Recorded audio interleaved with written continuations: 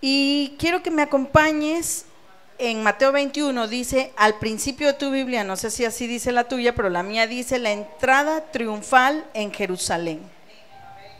Cuando se acercaron a Jerusalén y vinieron a Betfagé, al monte de los olivos, Jesús envió los 2 discípulos diciéndoles: id a la aldea que está enfrente de vosotros y luego hallaréis una asna atada a un pollino, y con ella desatadla y traédmelos. Y si alguien os dijere: decid, el Señor los necesita, luego los enviará. Todo esto aconteció para que se cumpliese ¿qué? Lo dicho por el profeta, cuando dijo: decid a la hija de Sión, he aquí tu rey viene a ti, manso y sentado sobre una asna, sobre un pollino, hijo de animal de carga. Y los discípulos fueron e hicieron como Jesús les mandó, y trajeron el asna y el pollino y pusieron sobre ellos sus mantos, y él se sentó encima. Y la multitud, que era muy numerosa, ¿cómo era la multitud? Muy numerosa, tendía sus mantos en el camino, y otros cortaban ramas de los árboles y tendían en el camino. Y la gente que iba delante, que iba detrás, aclamaba diciendo: Hosana al Hijo de David, bendito el que viene en el nombre del Señor, Hosana en las alturas. Y cuando entró él en Jerusalén, toda la ciudad se conmovió diciendo: ¿quién es este? Y la gente decía: este es Jesús, el profeta de Nazaret de Galilea. Y entró Jesús en el templo de Dios y echó fuera a todos los que vendían y compraban en el templo, y volcó las mesas de los cambistas y las sillas de los que vendían palomas. Y vamos al 13. Y les dijo: escrito está, mi casa, casa de oración será llamada, mas vosotros la habéis hecho cueva de ladrones. Como todos sabemos, esta historia que abarca pues la celebración de la Pascua, Jesús en esa época dice que entra a Jerusalén. Ojo acá, Jesús ya era conocido entre Jerusalén. Ven la interrogante de alguien que dice: ¿quién es este? ¿Verdad? Jesús ya era conocido porque ya había hecho muchos milagros. Incluso cuando eso sucede, dice la Escritura que Jesús ya había resucitado ¿a quién? Ya Jesús había resucitado a Lázaro, y si tú sigues leyendo más la historia, dice que Lázaro estaba sentado entre la multitud, inclusive muchos injuriaban. Eso lo puedes leer en tu casa, la historia es bastante larga. Jesús era bastante reconocido como precedía. En otras palabras, existen muchos o habían muchos testigos entre esa multitud que había vuelto la vista, que habían sido sanados de lepra. No dudo que ahí haya estado la mujer que fue sanada del flujo de sangre, no dudo que ahí haya estado la mujer de la joroba, no dudo que ahí haya estado los ciegos en el camino, ¿verdad? Bartimeo y todos los 10 leprosos que fueron sanados en el camino, y la cantidad de gente. A lo mejor estaba el paralítico del estanque de Betesda, no sé qué cantidad, pero la Biblia habla que había una multitud. Una multitud, estás hablando de que todo el pueblo estaba viendo esa entrada. Jesús había demostrado y había tenido un gran impacto en el pueblo en ese entonces. Y leímos Mateo y habla pues de lo que había sucedido. Pero para tener un mejor entendimiento de este mensaje que Dios tiene para nosotros esta mañana, lo primero que observamos aquí es que se nos dice que en Jerusalén había ¿qué? Una gran multitud. Pero ¿por qué esta gran multitud? La razón por la que había una gran multitud es porque el pueblo judío, dije al principio, estaba a punto de celebrar ¿qué? La Pascua. Y saben el origen de esa Pascua, ¿verdad? Saben cuando Moisés iba a sacar al pueblo de Egipto, que iba a pasar el ángel de la muerte, ¿recuerdan? Dios le da la instrucción a Moisés y le dice que maten un cordero, un cabrito, no sé, y pongan la señal en las puertas, en los dinteles, y cuando pase el ángel de la muerte, no les tocará su primogénito. Sin embargo, Dios mismo le dice a Moisés, pero esto seguirá por generaciones. ¿Qué significaba Pascua? Entonces significaba libertad de la opresión. Dios estaba a punto en ese momento de hacer algo glorioso con el pueblo de Israel, y esa celebración entonces representaba el comienzo de una gran temporada. Los judíos hicieron así hasta que llegaron ¿a dónde? A tener su nación, ¿verdad? Vemos la historia de Israel, es fascinante. No voy a entrar en esa parte de la historia, pero vemos que ellos se establecen como nación. En esa época también, ya de que Jesús estaba, ya ellos eran judíos, ¿verdad? Por esta razón Dios ordenó esa celebración de la Pascua. Pero lo que los judíos no entendían era cómo un hombre que era de apariencia humilde podía ser algo tan glorioso. Ellos no estaban entendiendo qué significaba la Pascua en ese momento. El nuevo pacto, el nuevo nacimiento estaba a punto de suceder en esa generación y marcaría la historia de todas las generaciones. La historia de todas las generaciones. Dice la Biblia, acabamos de leer, que ellos echaban sus mantos. Fíjense que cuando un rey en la antigüedad iba a pasar por una ciudad, ¿qué hacían los demás? ¿Qué hacía el pueblo? ¿Se acuerdan qué hacían? Hacían reverencia, se arrodillaban. Un rey siempre tiene que ser anunciado, ¿cierto? Cuando va a venir un presidente, que aquí no tenemos esa monarquía, pero representa nuestra máxima autoridad, nuestro presidente es anunciado, ¿cierto? Que se anuncia y nuestro protocolo es distinto, pero en esa época dice que cuando venía un rey, el rey siempre tenía que ser anunciado. Y acabamos de leer en Mateo 21:4, todo esto aconteció para que se cumpliese lo dicho ¿por quién? Por los profetas. Y si buscamos más versos bíblicos, vamos a encontrar que los profetas en el Antiguo Testamento habían anunciado a este rey. Hay un cuento por ahí que dice, se los voy a leer. Una vez un rey visitó una escuela en el campo y los niños habían dicho: toda cosa pertenece a uno de los 3 reinos. Los niños tenían una clase que habían 3 reinos: el reino mineral, el reino vegetal o el reino animal. Pero este rey dice que entra a la clase ese día.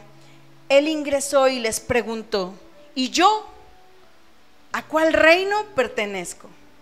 Los niños no hallaban cómo contestar esa pregunta, pero dice este cuento, esta fábula, que una niña resolvió la dificultad contestando: vos pertenecéis al reino de Dios, porque por su voluntad tú reinas.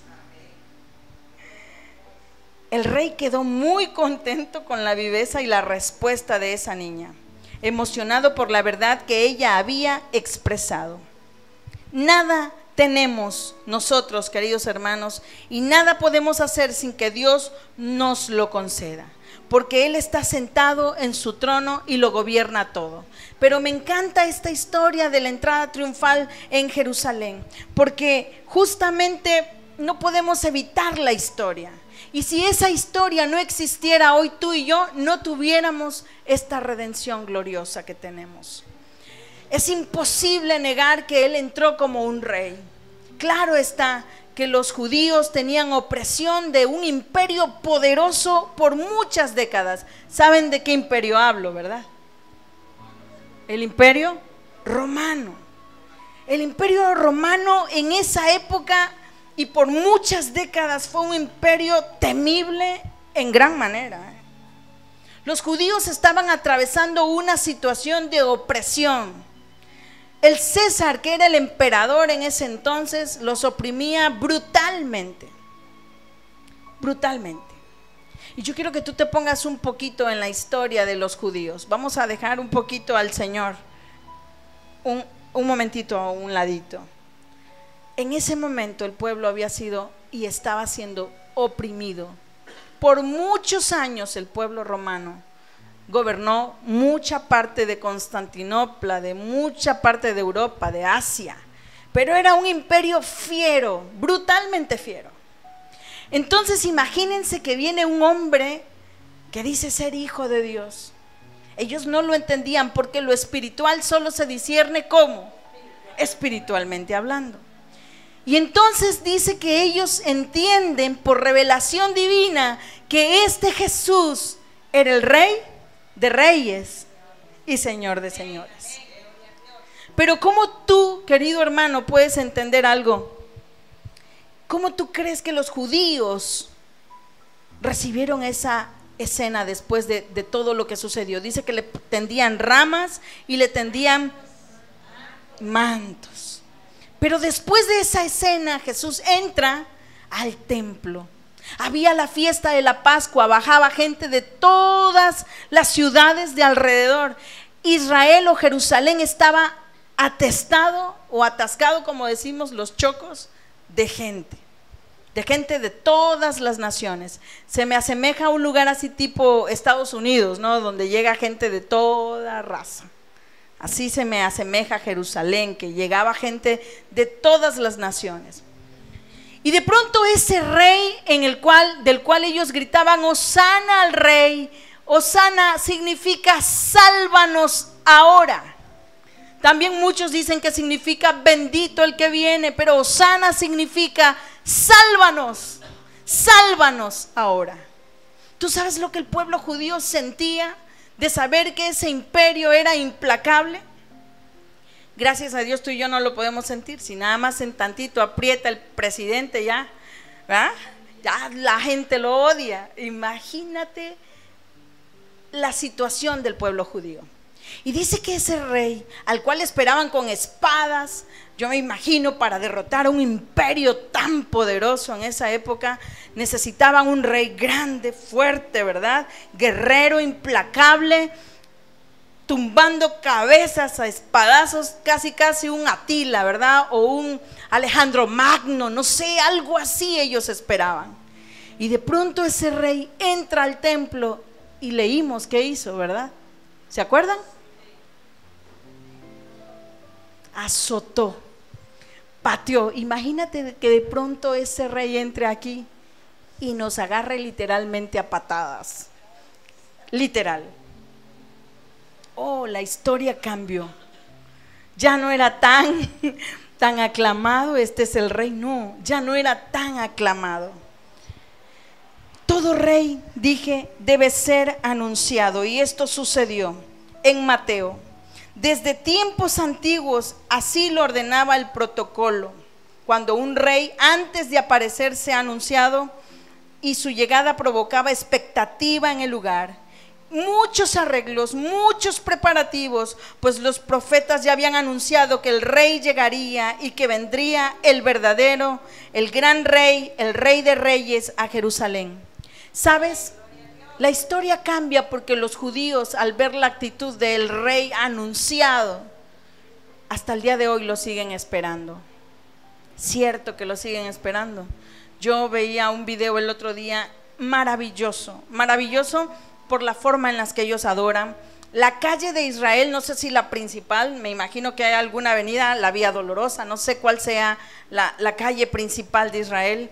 Muchos hombres, no mujeres, hombres, cantando a una voz, ven Señor, ven Mesías, ven Hijo de Dios, ven Hijo de David, pero maravilloso, o sea, maravilloso en el aspecto de cómo ellos adoran, o sea, no me malentiendas.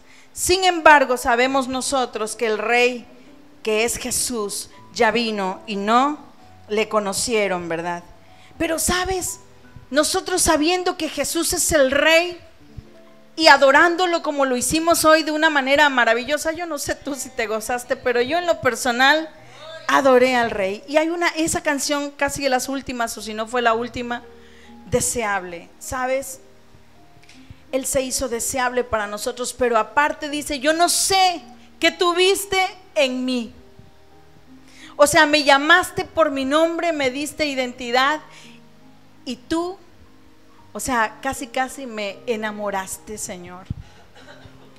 Así como nosotros adoramos al Rey, y así como estos judíos muchas veces adoraban a Jesús, así muchas veces también nosotros hemos actuado negando a Cristo. Cuando Cristo llega, todo se conmueve. Vamos a leer los versos 10 y 11. Otra vez de Mateo, no pierdas Mateo 21. Dice, cuando entró Él, ¿en dónde? En Jerusalén. Toda la ciudad, ¿qué?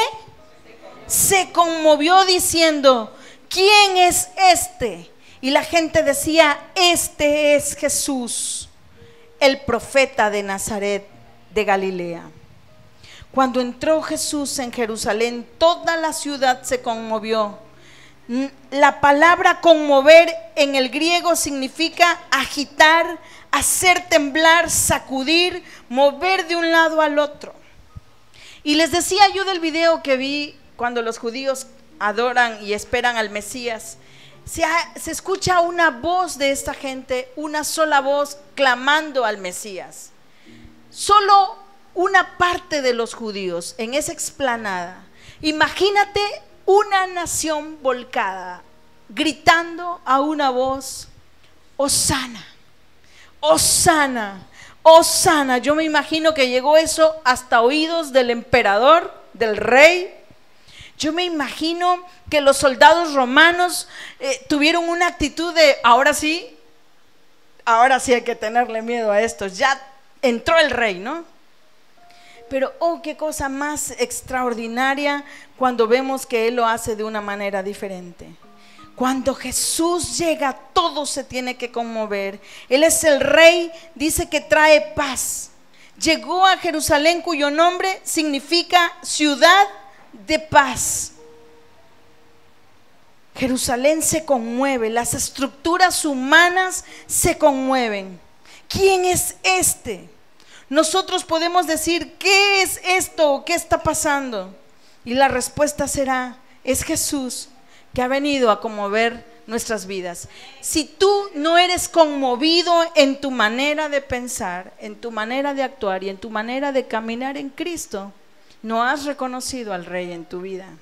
Porque cuando Jesús viene, tiene que haber un cambio, todo se conmueve. Y la Biblia dice que Él es el príncipe de paz. Él es el príncipe de paz. Tiene que haber un cambio en nuestra vida. Cuando Jesús entra, cuando Él es el Rey de tu hogar, el Rey de tu vida, tiene que haber ese cambio radical. Jesús es anunciado como el Rey, como el Salvador. Dice que la gente gritaba con gozo, es el profeta de Nazaret de Galilea. Sabes, por 400 años en esa entrada triunfal, Dios no había hablado al pueblo. Por 400 años no habían escuchado la voz de Dios. El Señor no había vuelto a hablar a sus profetas. Y la gente respondía, este es Jesús, el profeta. ¿Leyeron esa parte?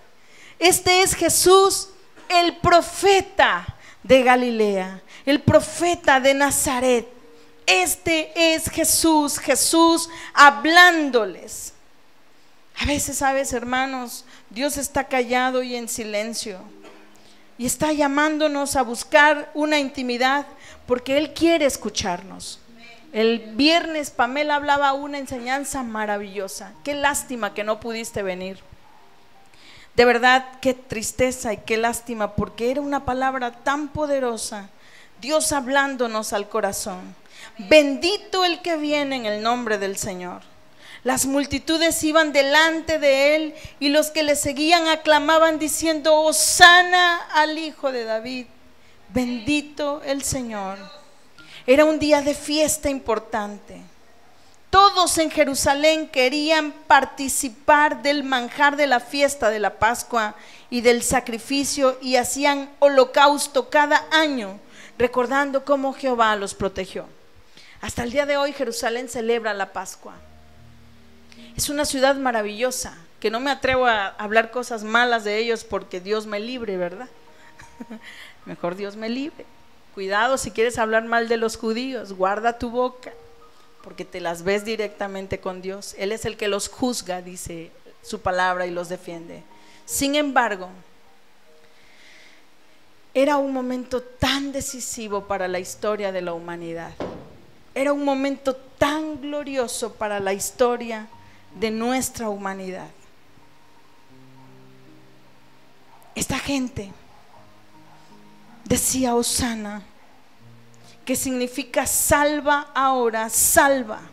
Te rogamos que nos salves de este imperio romano. Era y es una exclamación de gozo y de esperanza. Como que hacía siglos estaban en esperas del Mesías, del ungido, del descendiente de la dinastía de David, que debía librarlos de la miseria y de la opresión, que estaban bajo un gobierno brutal. ¿Cuántos hoy, como aquellos israelitas, esperan que Él nos saque de esa miseria? Hoy día no estamos bajo una opresión de un imperio, pero sí estamos bajo la opresión del imperio espiritual que nosotros mismos hemos permitido. ¿Cuántos no le quieren decir al Señor, sálvame y rescátame de la vida inmunda en la que estoy metida o metido? Sabes, Él quiere salvarnos y quiere que ordenemos nuestra vida, nuestro hogar, nuestros hijos, la casa. Él quiere sacarnos tal vez no sé en qué tú te encuentres metido. A lo mejor tú necesitas aclamar, Hosana, Hosana, sácame de la drogadicción, del alcoholismo, de la prostitución. Porque, ¿sabes? Mujer y hombre prostituta no es la que se para en una esquina. Así lo hemos etiquetado. Pero prostitución es todo lo que tú haces con tu cuerpo, lo que es ilegal, prostituyes tu cuerpo. ¿Y sabes a qué me refiero, hombre y mujer que estás aquí? A lo mejor tú quieres decirle, Señor, sálvame ahora, porque no quiero ser consumido por el fuego. Sálvame ahora del homosexualismo, del lesbianismo. Sálvame, Señor. Si bien es cierto, no estamos bajo la opresión de un imperio romano, pero ¿qué tal tu condición? Aquellos israelitas se empujaban. Yo me imagino esa escena, imagínatela. Si puedes echar un ojo al pasado en tu imaginación, imagínate Israel, un pueblo lleno de gente de todo el mundo. No sé, queriendo correr para que el rey pasara. Si me ayudas, Emma. Imagínatelo, extiéndelo por favor. Hosana Jesús, Hosana, y delante de él y detrás de Emanuel una multitud queriendo extender el manto. Y otra multitud, si me ayudas Luchi, ahí abajo, tirándole ramas. Pero entre ellos se empujaban, entre ellos mismos querían que Jesús pasara donde ellos le estaban extendiendo el manto y las ramas. Una multitud gritando, una multitud empujándose y atropellándose unos a otros, buscando posicionarse en el mejor lugar para ver pasar a Jesús y tan solo tocarle e identificarse con él. Yo me imagino ahí la mujer sirofenicia, la mujer del flujo de sangre, me imagino esa multitud que Jesús sanó. Muchas que dice la Biblia, dice el apóstol Juan, que ni siquiera están escritas porque no darían los libros de los milagros que Jesús hizo.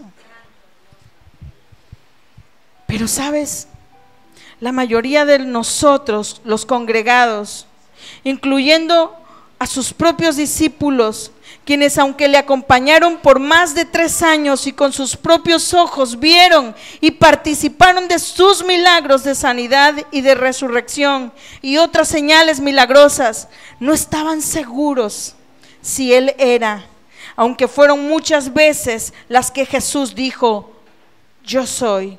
El verso 11 vuelve conmigo y dice: y la gente decía, ¿qué decía? ¿Quién es este?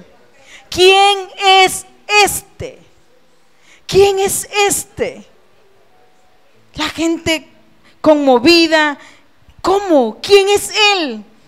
Los discípulos en ese momento ni siquiera tal vez podían recordar que él les había confiado todo lo que estaba por suceder. Pero es que imagínate esa escena en lo espiritual. Si lo llevamos a lo natural, era algo en extremo violento. Por todo, el imperio por un lado, por otro lado las naciones, los griegos, que ellos pedían señales. Imagínate, esa ciudad se conmovió. Y los discípulos: oh por Dios, si este es mi maestro, este es Jesús. Jesús les hace una pregunta, ¿se acuerdan? Cuando él les dice: ¿quién dice la gente que yo soy? ¿Se acuerdan? Y Pedro, lleno por el Espíritu de Dios, le dice: tú eres el Cristo, tú eres el ungido, tú eres el Mesías, tú eres el Salvador, el Hijo del Dios viviente. Y Jesús le dijo que estaba en lo cierto, pero les pidió que no lo dijeran a nadie. En ese momento de esa escena, Jesús les habla que él tenía que morir y resucitar, ¿recuerdan? Desde entonces Jesús en Mateo 16 empezó a declarar a sus discípulos que era necesario ir a Jerusalén y padecer mucho a mano de los ancianos y de los principales sacerdotes y escribas. Y quiero que tú veas acá: y ser muerto y resucitar al tercer día. Estamos hablando de un imperio violento, Roma. Jesús les dice: es necesario que yo vaya ¿a dónde? A Jerusalén, y que yo padezca mucho a manos del imperio romano. No, ¿verdad? De los sacerdotes, de los escribas, de los que voy a resucitar, de los que voy a sanar, de los que les voy a devolver la vista, a manos de los que voy a sanar de lepra, a manos de las prostitutas que voy a sacar de esa vida de miseria, a manos de todos ellos es necesario que yo, Jesús, padezca mucho. Qué cosa más irónica, porque de verdad, si tú estudias un poquito más de historia y te remontas a cómo era ese imperio, yo creo que Jesús hubiera dicho: yo voy a padecer por el imperio romano que me va a perseguir, que va a hacer conmigo lo que quiera, porque es un imperio poderoso, grande, y me van a matar. Pero los judíos a los que yo voy a sanar, ellos, mis hijos, me van a defender. Mis discípulos a los que yo voy a instruir por 3 años y medio, ellos me van a ayudar. Hubiera sido distinta la historia. Y nosotros, los hijos de Dios, los que conocemos de Jesús, nosotros hemos lastimado su corazón y su nombre. Jesús confesó a sus discípulos que Él era el Hijo de Dios y que moriría para salvar al mundo del pecado, pero que ellos debían guardar silencio. Juan Bautista, ¿se acuerdan en esa historia de Juan Bautista cuando estaba a punto de ser sacrificado por el emperador, por Herodes? ¿Se acuerdan que él manda a preguntar con sus discípulos a Jesús diciéndole: ¿eres tú o hay otro? Para que yo me pueda morir tranquilo. ¿Eres tú el que habías de venir?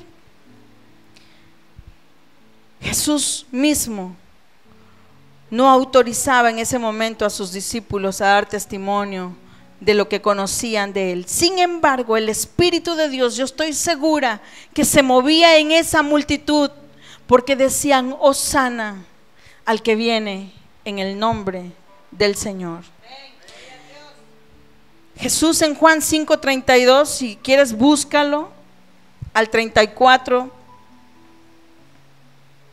dice: si yo doy testimonio de mí mismo, mi testimonio no es verdadero. Juan decía: Él es el que da testimonio acerca de mí, y sé que el testimonio que da es verdadero. Yo no recibo testimonio de hombre alguno. El Padre que me ha enviado da testimonio de mí. Jesús les prohíbe a sus discípulos decir que Él era el Cristo. Fíjense esto tan increíble. Él entra a Jerusalén.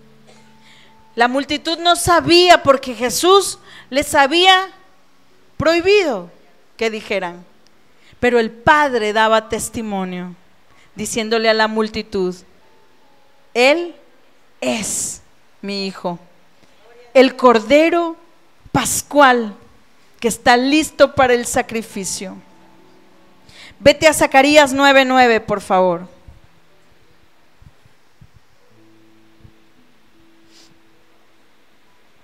Zacarías 9:9.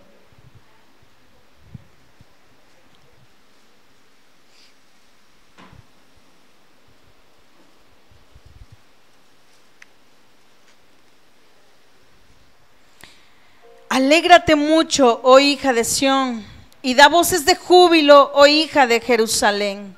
He aquí tu rey viene a ti. ¿Cuándo? Justo, victorioso, humilde y montado sobre un pollino y una asna. Más adelante en Lucas 19 vemos la historia que decía: paz en el cielo y gloria en las alturas cuando nace el Salvador. Acercándose la hora del fin de la jornada y sacrificio de Jesús en la cruz, se pronuncian con muy poca variación las mismas palabras exclamadas por las huestes celestiales que se aparecieron a los pastores tras su nacimiento. Lucas 2:14: gloria a Dios en las alturas y en la tierra buena voluntad para con los hombres. Exclamaron aquellos seres celestes. Paz en el cielo. Jesús es el príncipe de paz, si tú así lo crees. Pero te repito, si en tu vida no hay paz, el Rey de Reyes no está contigo. No nos engañemos. Jesús, la vida con Jesús, debe de haber una conmoción y un cambio. Si en ti no hay paz, no hay amor de Dios, sigues con las mismas ideas, tal vez violentas, no sé, Jesús no te ha resplandecido. El Rey eterno entra ese domingo glorioso en Jerusalén. Entra ese hermoso domingo a Jerusalén. Yo te voy a pedir que cierres tus ojos ahí donde tú estás. Padre, tú te manifestaste hace mucho tiempo. Desde el principio, dice tu palabra, tú estabas sobre la faz de la tierra y tu espíritu se movía ahí. Y hace más de 2500 años la historia habla que tú entraste a Jerusalén como Rey glorioso, como el Rey de reyes y Señor de señores. Y no sé cuántos de tus hijos que están esta mañana aquí, tal vez hace 5, 2 años, 3 años, 10, 15, 20 años, te dejaron entrar en su corazón y dijeron: entra Rey de Reyes, hosana, socórreme y sálvame. Pero tal vez así como el pueblo de Israel, muchos hoy, Señor, se encuentran alejados de ti. Y su vida se ha vuelto un espectáculo como ese día, como las de muchos que se empujaban por ponerte un manto, por ponerte palmas en los pies, para que tú vieras, Señor, quién era el que te ponía el manto y las palmas. Pero tú, conociendo el espectáculo que estaban haciendo ese día, porque tú entrabas, porque tú escudriñas el corazón, Dice tu palabra que entraste al templo y azotaste y tiraste, porque habían hecho tu casa una cueva de ladrones. Padre, ¿qué pasaría si hoy tú entraras y, conociendo el espectáculo que hemos hecho en nuestra vida, azotaras nuestros corazones? Te pido, Señor, que tú nos ayudes. Que tú nos ayudes, Señor. Te pido que tú nos ayudes, Cordero de Gloria. Tuviste que ir a esa cruz por amor a nosotros. Tuviste que ir a esa cruz porque sabías quiénes éramos.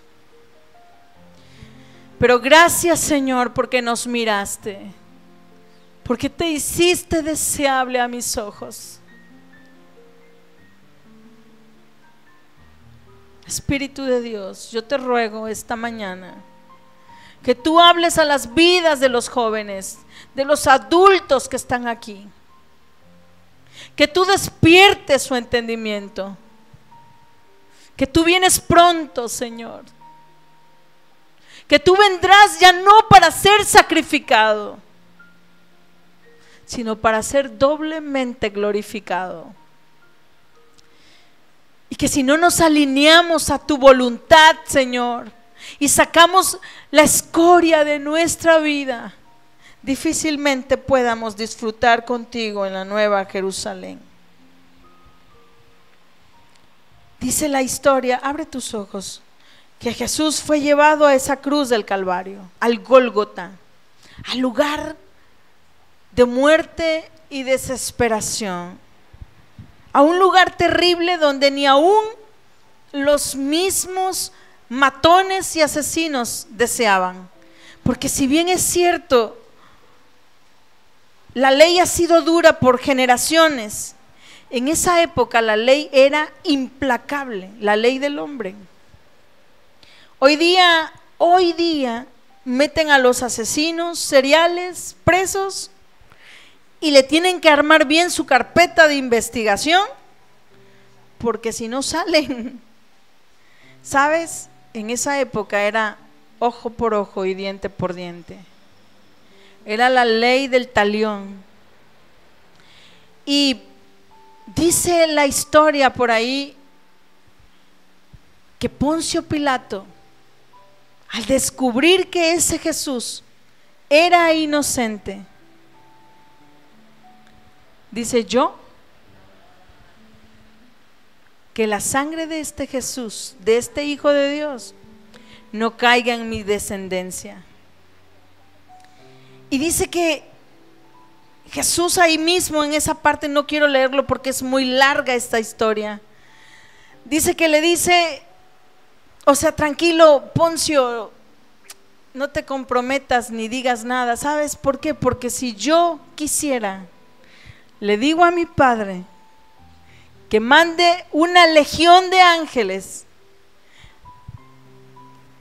y me defienda, pero por amor a ellos y a ti, yo voy a llevar esa cruz de los pecados del hombre. Resulta interesante entonces por qué Él quiso morir por ti y por mí. Muchos dicen, si Él sabía que yo no le voy a seguir, ¿por qué murió por mí? Si Él sabía que la vida que yo elegí vivir así me conviene, ¿por qué murió por mí? Porque como dice o dijo Pamela, y es cierto, aún por uno, Él hubiera dado su vida. La historia ahí no hubiera cambiado. Pero Él sabía que habíamos más de unos que sí le amamos y que sí lo buscamos. Jesús, el Cordero blanco, el Cordero limpio del alma, el Cordero de Dios sin mancha, el Hijo de Dios que es y que vendrá y que sigue siendo puro y que sigue siendo Dios, cargó esa cruz derramada para regenerar tu vida, redimirla y justificarnos de los pecados. El Redentor resucitado. Jesucristo que entró en medio de victorias para luego ser traicionado y crucificado, pero mediante su sacrificio te salvó a ti y me salvó a mí de mis pecados. Yo agradezco tanto a Dios por haber hecho ese sacrificio, que aún haciendo todo lo que hago por Él, no me lo malentiendas, por favor, haciendo todo lo que hago en el esfuerzo diario de hacer lo bueno, o sea, no me malentiendas que Dios me debe un favor, no es ese lado. Yo siento que no hago nada por Él y me siento tan indigna a veces. Y no vayas a pensar que es que ando peleando con la gente o metiéndome en relaciones indebidas. No. No va por ahí la cosa. Me siento tan indigna y digo, Dios, de verdad, qué mal me siento contigo, porque sabiendo hacer lo bueno, no lo hago. Pero gracias a Dios que Él no mira mi condición, sino Él me mira a través de Jesús. Él nos creó, nos perdonó, nos dio vida eterna, nos sana, nos libera, nos restaura. Nada nos ha faltado. Ha cuidado de nosotros, nos ha sacado del hoyo de la desesperación muchas veces. Y estaremos para siempre con Él en su reino. Por mi parte, como dijo Josué, mi casa y yo serviremos al Señor. La peor desgracia de un ser humano, sabes, no es pecar. Escucha bien. La peor desgracia de un ser humano es sabiendo que somos pecadores y que no reconocemos su grandeza y que no nos humillamos. La peor desgracia que el ser humano pueda tener no es cometer un pecado, porque todos hemos cometido pecado. La peor desgracia y la más grande desgracia es no reconocerlo como nuestro Dios, como nuestro Señor. Hosana al Hijo de David, hosana al que viene. Sálvanos, te rogamos. Vino a ser una exclamación de alabanza, de ruego, de súplica. ¿Cuándo tú le has dicho, Señor, hosana, sálvame? Cristo es el Rey que trae limpieza y orden a la casa. Cristo es el Rey. Y concluyo con esto. La mejor adoración que tú y yo podemos ofrecerle al Señor es nuestro corazón sincero y obediente.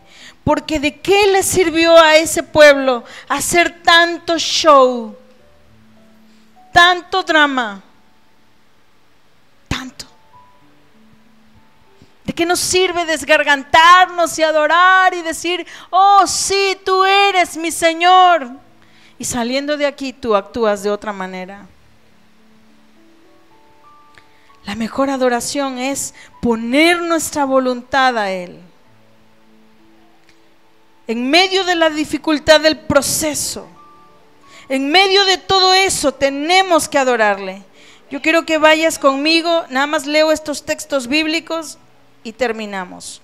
Primera de Timoteo 6:15, quiero que lo busques.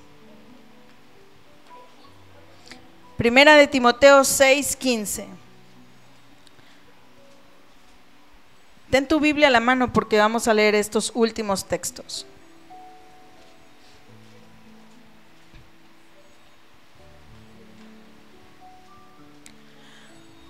La cual manifestará a su debido tiempo el bienaventurado y único soberano, el Rey de reyes, ¿y qué? Y Señor de señores. Jesús vendrá de nuevo, viene a redimirnos. Búscate Apocalipsis 1:5. Jesús es el Rey de reyes. 1:5. Y de Jesucristo, el testigo fiel, el primogénito de los muertos, el soberano de los reyes de la tierra, al que nos ama y nos libertó de nuestros pecados con su sangre. ¿Qué más dice? Termina el texto.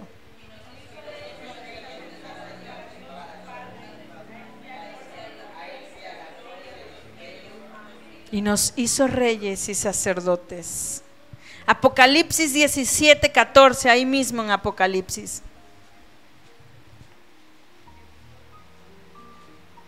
Estos pelearán contra el Cordero, y el Cordero los vencerá, porque Él es Señor de señores y Rey de reyes, y los que están con Él son llamados, escogidos y fieles. Apocalipsis 19, 16. Vamos a leer desde el 11. A ver, leamos. No, nada más el verso 16 primero. Y en su manto y en su muslo tiene un nombre escrito que significa Rey de reyes y Señor de señores. Ahora vete a Apocalipsis 16, 11 creo, 11. Vi el cielo abierto, ahí estamos, ¿verdad? Y he aquí un caballo blanco, el que lo montaba se llamaba Fiel y Verdadero, y con justicia juzga y hace la guerra. Vete a Deuteronomio 10, 17, por favor. Deuteronomio 10, 17. Porque el Señor vuestro Dios es Dios de dioses y Señor de señores, Dios grande, poderoso y temible, que no hace acepción de personas, ni acepta ¿qué? Cohecho, que es igual a soborno. Salmo 136, 3. Dad gracias al Señor de señores, porque para siempre es su misericordia. Cierra tus ojos. Señor, acabamos de leer en Deuteronomio 10, 17 y en todos los versos que hemos leído que tú eres el Rey, que no hay otro más grande que tú. Pero Deuteronomio dice que tú no haces acepción de personas, ni aceptas soborno o cohecho, que es igual. No podemos venir delante de ti y sobornarte diciéndote: mira qué tan cansada, qué tan cansado estoy de servirte, de hablar de ti, Jesús. Mira qué tan cansado estoy porque, la carga es grande. Tú no aceptas eso. A ti no te vamos a lisonjear, porque dice que cuando lo hicieron te enardeciste. Porque si bien es cierto, te reconocieron como Rey de reyes, Hosana al que viene, al Hijo de David. Dice que entraste al templo y acabaste con los cambistas, con la gente que había hecho una cueva de ladrones tu casa. Líbranos, Jesús, líbranos a cada uno de nosotros a querer sobornarte. Líbranos, Jesús, a cada uno de nosotros. Líbranos, Señor. Reconocemos en esta tarde ya que tú eres el Rey de reyes y Señor de señores, pero tú eres mi Rey, mi Señor. Porque si bien es cierto, todos cometemos pecados, Señor, no hay uno que haga lo bueno, dice tu palabra. Reconozco que soy pecadora y que solo tu sangre, esa sangre majestuosa, me puede limpiar y librar de la muerte eterna. Pero tu palabra dice que no nada más basta con reconocerlo, sino con arrepentirnos, porque tu reino conmueve la tierra. Espíritu Santo, tu palabra dice: arrepentíos y convertíos, deja tu mala manera de vivir. Espíritu de Dios, yo te ruego que todos los de casa ordenemos nuestra vida, ordenemos nuestra mala manera de vivir y no digamos: Él es bueno, porque sí es cierto, tú eres bueno. Eso no está en discusión. Pero tú dices que sin santidad nadie te verá. tú dices, Señor, que tú no tendrás por inocente al culpable. Espíritu Santo, hace más de 2000 años, mucho más de 2000 años, el centro de la tierra estaba conmovida cuando tú entrabas a Jerusalén. ¿Quién es este? ¿Quién es este? Señor, tú eres el Cordero Pascual, que has quitado mi iniquidad, que has limpiado mi vida. Ayúdanos a serte fieles.